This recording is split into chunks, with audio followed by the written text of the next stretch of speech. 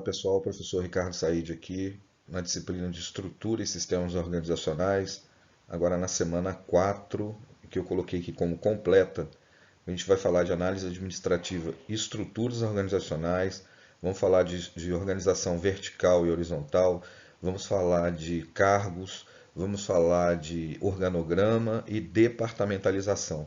Essa é uma aula até está um pouco grande, né? Vamos dizer, um vídeo está um pouco grande, mas porque ele é baseado em dois materiais que estão disponíveis na semana 4. Então eu fiz aqui um apanhado em um slide só, né, com todo o resumo do livro, né? E a gente vai falar nesses assuntos, que são assuntos bem práticos, que a gente costuma até mesmo visualizar nas empresas. Então o entendimento não vai ficar tão complexo para vocês não, tá bom? Então segue então mais um resumo, vou disponibilizar o vídeo e mais esse material do PowerPoint também para vocês poderem baixar e terem como um resumo do livro da semana, ok? Então vamos começar aqui. Gente, então vamos começar aqui com uma introdução no assunto, né? Que ele diz que uma das funções do administrador é a organização de uma empresa, né? Como próprio ponto principal, né, de atuação do administrador, que consiste na definição de responsabilidades, poder, autoridade, divisão do trabalho no estabelecimento de mecanismos de interação entre essas funcionalidades aí, autoridade, divisão, responsabilidades. Todas essas definições são frutos de decisões tomadas pelos administradores com o intuito de propiciar maior eficiência e eficácia à organização e, consequentemente, uma boa governança corporativa. A boa governança está voltada para a criação de um ambiente de negócio saudável e confiável, o que também é garantido pelo desenho da estrutura organizacional. Então a gente vai ver, gente, que associado a uma estrutura organizacional que precisa ser estabelecida dentro da sua autoridade, divisão do trabalho, mecanismo de interação entre essas estruturas, poder, responsabilidades, né, definição de responsabilidades, isso varia de uma empresa para outra. A gente vai observar que essa estrutura organizacional ela possui tipos. E aí você vai, ao conhecer, ao estudar a, a empresa que você está atuando como gestor, qual a melhor estrutura organizacional se adapta melhor àquela organização, tá? E isso é uma função básica do administrador, né? Essencial. Não é só tomar decisão. O administrador também tem como função básica definir essa estrutura organizacional, né? Então, essa mesma estrutura, né, organizacional, a gente pode associar ela ao que a gente chama de estruturas vertical ou horizontal, né? Então, a estrutura ainda organizacional ordena, agrupa, coordena as atividades e recursos, buscando alcançar os objetivos e resultados pré-estabelecidos, né, ou estabelecidos. Pode-se dizer que a estrutura organizacional se refere à forma como as atividades de uma organização, suas funções, suas tarefas, relações, procedimentos, autoridades, né, são ordenadas para permitir que os seus objetivos sejam alcançados. Então, se a gente não tiver uma boa organização dentro da própria empresa, as suas funções, tarefas, relações, procedimentos, autoridade, a gente não vai conseguir alcançar os principais objetivos do que a empresa foi criada, né? Então, são três elementos básicos na estrutura organizacional. Relação formal de subordinação, né, que são os níveis hierárquicos, o agrupamento de indivíduos em departamentos, os cargos em departamentos, a comunicação, coordenação e integração de esforço entre todos esses setores, né? Então, são três elementos que precisam estar presentes na estrutura organizacional. Então, a partir desse contexto, então forma-se os principais tipos de estrutura organizacional, né? A primeira são as organizações verticais, né? Então, a estrutura vertical apresenta diferentes níveis hierárquicos, iniciando-se na primeira linha, né, que muitas vezes coincide com o CEO, né, ou o presidente da empresa, seguido pelo seu vice-presidente na segunda linha, os diretores na terceira linha, os gerentes na quarta e assim sucessivamente até a base da pirâmide, né? As estruturas verticais são consideradas muito mais rígidas e mais lentas, né? Por conta até desses vários níveis hierárquicos e, consequentemente, a sua fica sendo um pouco mais burocrático, né? Até mesmo pela sua grande centralização na tomada de decisão. Basicamente, quem tem o poder de decisão é quem está no nível acima ou maior no nível acima da pirâmide, né? E a comunicação ela acontece, né, de cima para baixo, o poder também emana de cima para baixo. Então, por isso que a gente chama de organizações verticais. E a horizontal? Então, a horizontal ela tende a reduzir os níveis hierárquicos, seja por eliminação de trabalho que não agregam valor, seja pela transferência de responsabilidades para os operadores de processo, né, que passam a ter autonomia de decisão sobre suas atividades. Também isso está muito sendo empregado hoje. É o que a gente chama de empowerment, que é a delegação de poder. As estruturas horizontais são consideradas mais fluidas, flexíveis e ágeis, devido à descentralização de decisões e à organização por processo. Então, na estrutura organizacional, tende a aparecer um conceito que é o de organização por processos, né? É uma coleção de processos que permeia todas as unidades funcionais da empresa e toda a sua estrutura organizacional. Por essas características, são descritas como organizações orgânicas, não inorgânicas, como na estrutura vertical.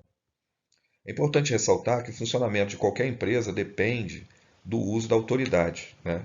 E que essa é concedida de forma formal ou informal. A autoridade formal é tradicionalmente mais exercida quando um chefe tem autoridade para decidir devido ao cargo ocupado, né? E por causa dessa posição ele também decide, né? Ele tem a autoridade formal. Já a autoridade informal reside nos conhecimentos, habilidades, experiência das pessoas. Essa autoridade não está relacionada com a hierarquia estabelecida pelos cargos e também pode coexistir uma organização ao lado da autoridade formal. Então, assim, dentro da estrutura organizacional formal, nós vamos encontrar a autoridade formal. Que ela seja numa empresa vertical ou horizontal, a autoridade formal vai existir. Mas não tem jeito, em qualquer organização vai existir também, em paralelo, coexistindo o que a gente chama de autoridade informal. Essa autoridade informal ela se estabelece, gente, por grupo de pessoas, né, que têm mais afinidades uma com a outra. Então você pode ter pessoas que têm o poder de liderança e que se reúnem, por exemplo, na hora do almoço, ou num café, ou num evento final de semana, e você ali começa a detectar líderes que passam a ter autoridades, né, dentro de uma estrutura informal, que não está demonstrada dentro do desenho organizacional. Não aparece dentro do seu organograma, mas ela coexiste com a autoridade formal. Tá? Isso é uma realidade. Muito bem.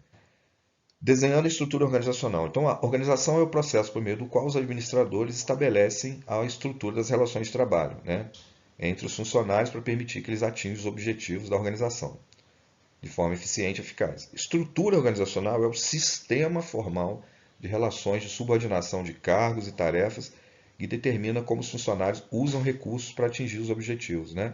E o desenho organizacional é o processo por meio do qual os administradores fazem as escolhas organizacionais sobre as relações de subordinação de cargos, né? Quer dizer, dentro da estrutura organizacional, que é um sistema formal, existe o desenho organizacional, que nós vamos falar.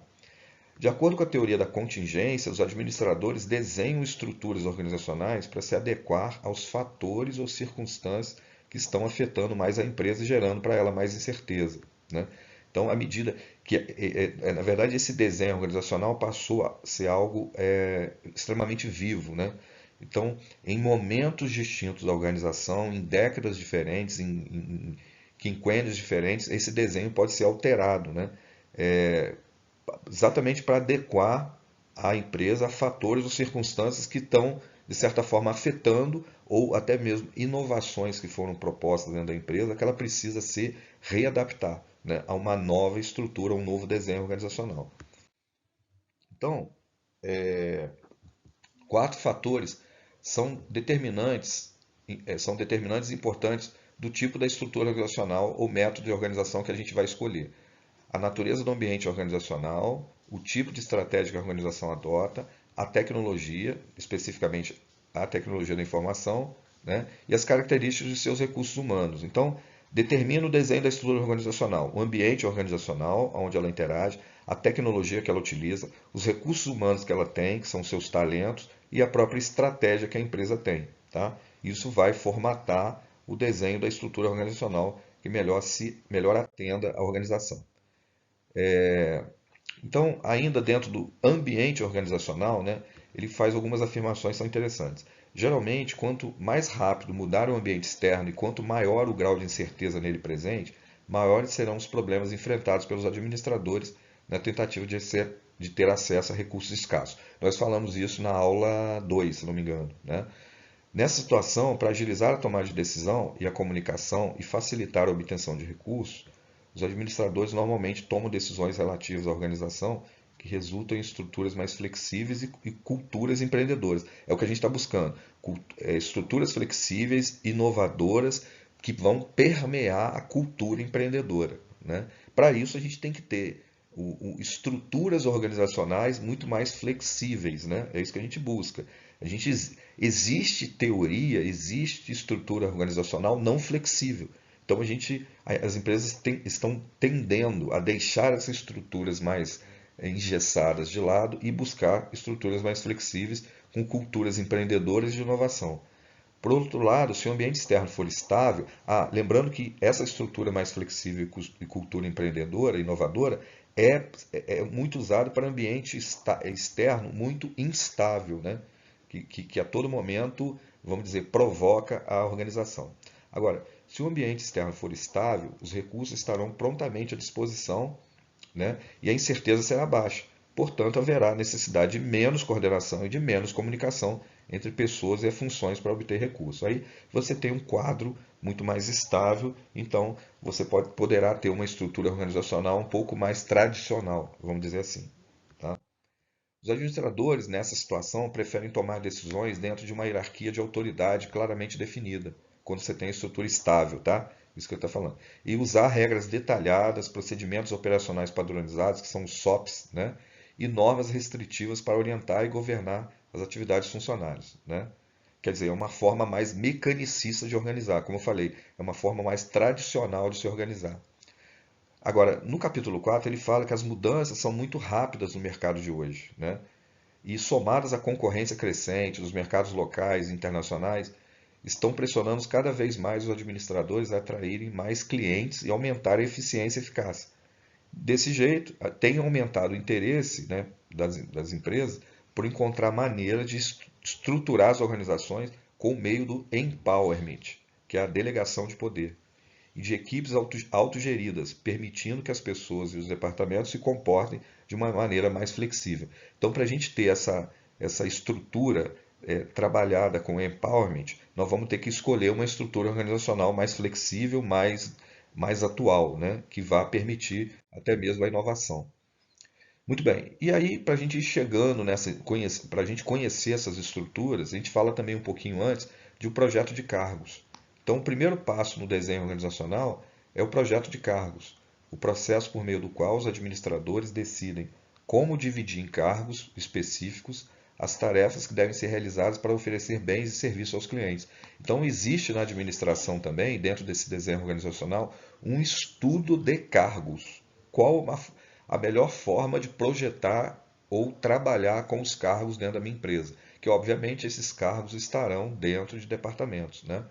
Todas as tarefas envolvidas no servir as refeições, tais como saudar os clientes, anotar os pedidos, colocar as fritas e os sanduíches em saquinhos, pôr sal, pimenta, foram atribuídas aos atendentes. Estabelecer uma divisão do trabalho apropriada entre os funcionários é uma parte crucial do processo de organização e é vital para aumentar a eficiência e eficácia. Então, quais cargos eu trabalharei na minha empresa? Primeiro, é verdade, eu levanto todas as tarefas que eu tenho dentro de um processo e começo a agrupá-las e ver todo esse conjunto de tarefas vai para esse cargo. Todo aquele conjunto de tarefas vai para aquele outro cargo, para que não tenha sobreposição, né, de tarefas, né, ou até mesmo pessoas em cargos diferentes fazendo a mesma coisa. Tá? Então existe existe um estudo para isso. Então, o modelo de característica do cargo. Né? Então, o modelo de característica do cargo, né, desses dois autores, é um modelo influente de projeto de cargos que explica detalhadamente como os administradores podem tornar os cargos mais interessantes e motivadores. O modelo de Hackman e Oldham descreve os prováveis resultados em termos pessoais e organizacionais que serão advindos de cargos enriquecidos e ampliados. Né? Então, é um estudo, né? Isso aí, na verdade, a gente teria depois um encontro só para falar sobre isso, tá? Mas ele faz um modelo bem interessante associando as características do cargo. Então você submete, né, esse desenho, né, esse modelo, né, para um cargo que você quer criar e você avalia se ele atende todas essas características existentes nesse modelo aqui. Então fica realmente bem interessante, né? Características do cargo, os resultados, né? E aí você vai fazendo as associações e verificando se aquilo ali, aquele conjunto de tarefas associa-se àquele cargo, que consequentemente vai estar dentro de um departamento específico, né? Então, assim, ainda dentro do agrupamento de tarefas em cargos, né, ele diz o seguinte: você vai avaliar variedade de qualificações, gama de qualificações, habilidades ou conhecimentos diversos que um cargo requer de um funcionário. Quais são? Quais são essas qualificações? Identidade das tarefas, grau que um cargo exige de um trabalhador no que diz respeito ao desenho de todas as tarefas necessárias para completar o trabalho, no início e ao fim do processo.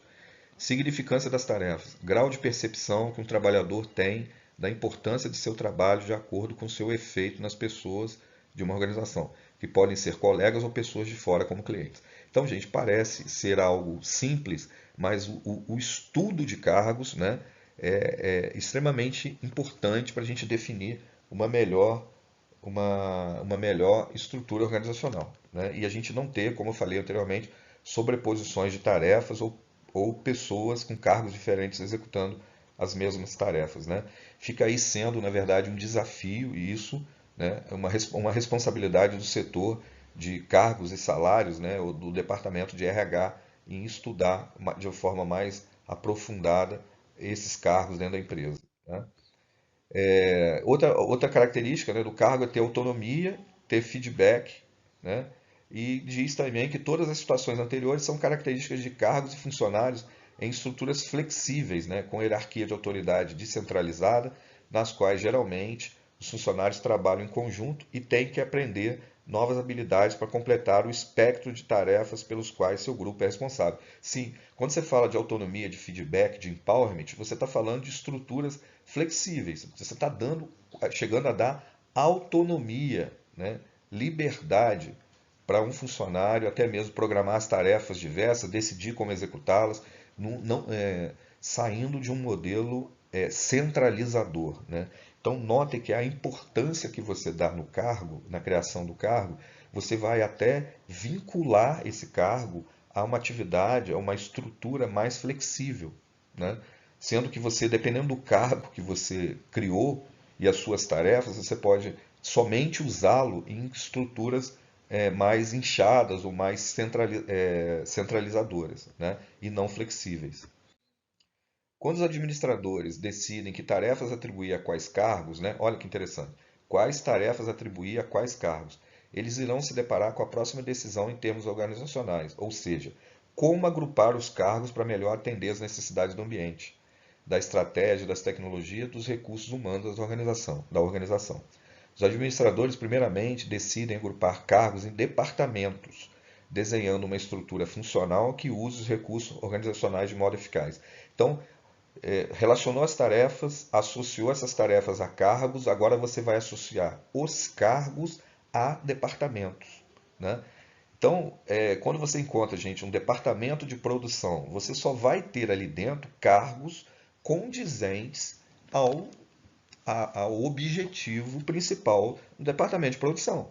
Você não vai poder ter um enfermeiro dentro do departamento de produção, né? Que ele tá, se você tiver que ter um enfermeiro dentro do departamento de produção, esse enfermeiro ele não faz parte diretamente do departamento, né? Ele está alocado no departamento de saúde lá e está cedido, né? Ele está fazendo um trabalho temporário ali dentro, né?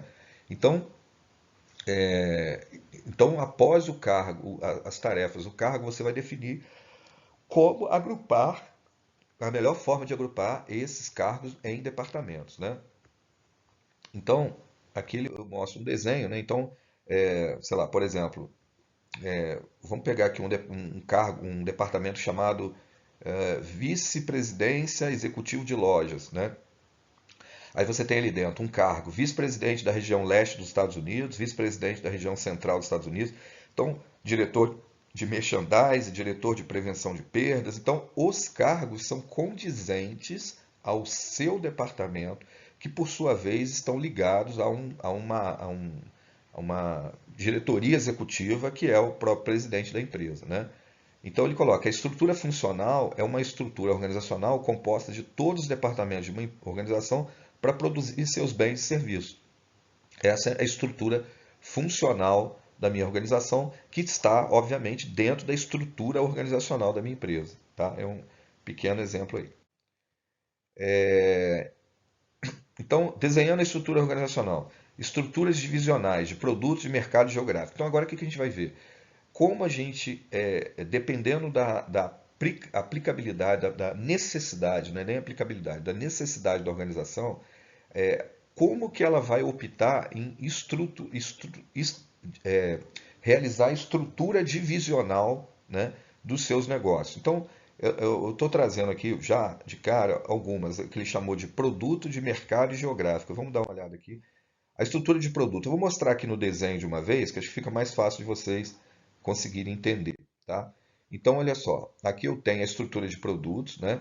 Notem que, ao invés do departamento tradicional, vamos colocar assim, a organização ela tem divisões, como fosse diretorias de produtos. Então, eu tenho uma divisão de lavadoras e secadoras, uma divisão de iluminação e de uma divisão de televisores e equipamento de som.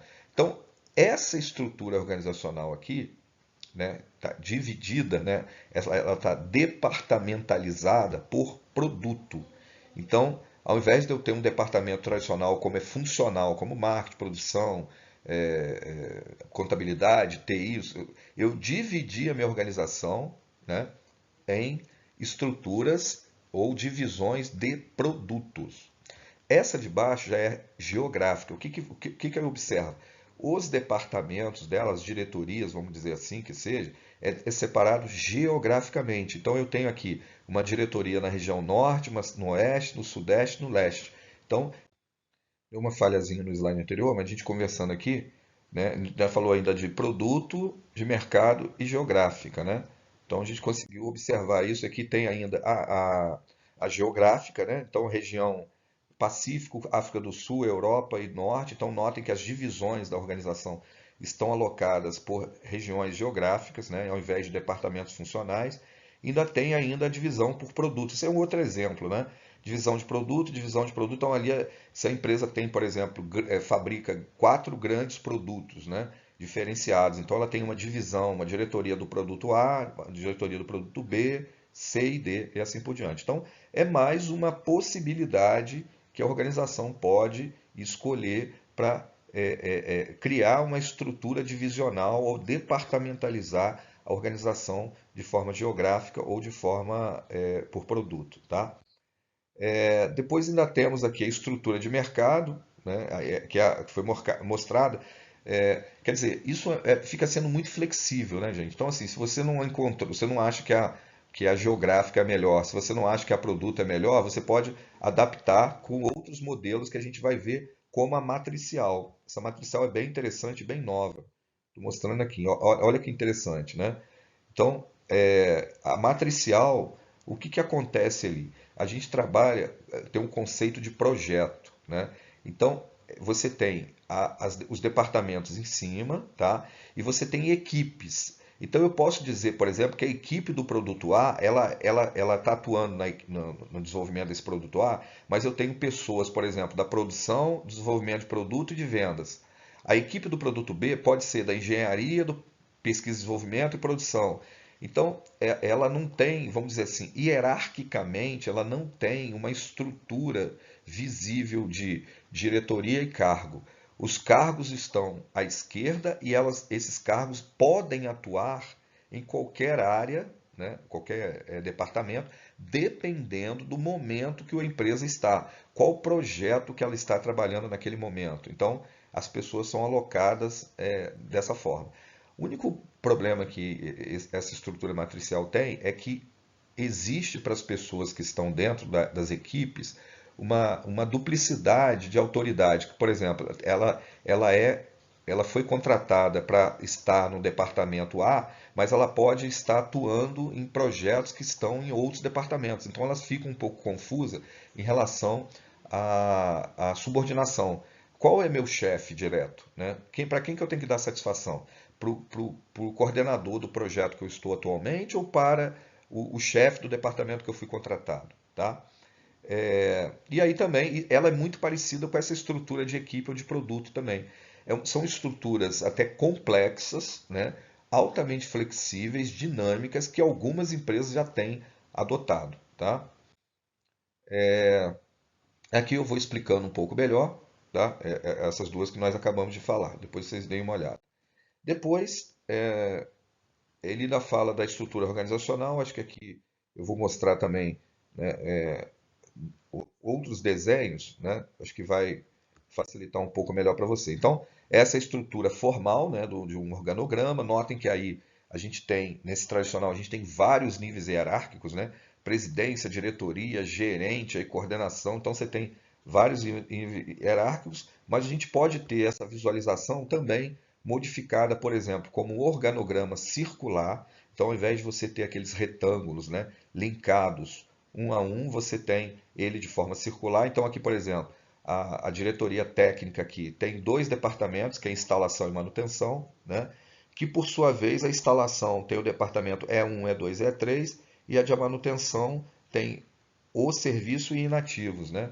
Então é uma outra forma, é outra forma de exibição de um organograma, que talvez se você tem um organograma muito grande, aquele desenho ele está passando uma folha, né, de paisagem, você pode fazer como essa esfera. Tá? Depois ainda você tem, como foi colocado, os pontos fortes e fracos da estrutura funcional, né? Que é a mais tradicional. É interessante que vocês acompanhem isso depois. A estrutura divisional, né? Aqui na verdade ele está separado aqui por geográfico, né? Por região. Então Rio de Janeiro, ao invés de você ter as diretorias, você tem diretorias como sendo uma estrutura divisional geográfica, tá? E aí também eu trouxe os pontos fortes e fracos. Você tem a matricial que nós mostramos lá, né, de uma outra forma. Né? Então aqui ele está mostrando também quais são os pontos fortes. Aqui vale lembrar aquilo que eu comentei, ó, como ponto fraco da estrutura matricial, nós temos a dupla subordinação. Pode criar conflito de interesse, dificuldade de adaptação por parte de alguns funcionários, a comunicação deficiente. Porque, por exemplo, esse funcionário do marketing, se ele está atuando aqui num projeto, desculpe, ele é ligado aqui, por exemplo, à área de marketing, mas nesse momento ele pode estar atuando aqui num projeto na divisão 2, na divisão 3. Então ele fica assim com dúvida se ele tem que prestar conta para a diretoria de marketing aqui ou para o diretor da divisão 1, 2 ou 3. Né? Então, assim, são situações de dupla subordinação, mas como ponto forte ele coloca, ó, possibilita um ambiente mais participativo, mais dependente da colaboração de muitas pessoas, né, diferentes, possibilita maior autonomia aos funcionários, enfatiza a interdependência entre os departamentos, gera mais facilidade em controlar os resultados. Né? É uma estrutura realmente muito nova, né, muito atual. E por último aí, né, a estrutura em rede, né, que também foi mostrada, com os pontos fortes e fracos, também uma estrutura muito atual, tá? Mas cabe para vocês entenderem que é uma possibilidade também da organização atuar na sua estrutura organizacional, ok? Acho que espero que tenham gostado, vou disponibilizar o vídeo e o resumo desse conteúdo lá para vocês na plataforma. Um grande abraço.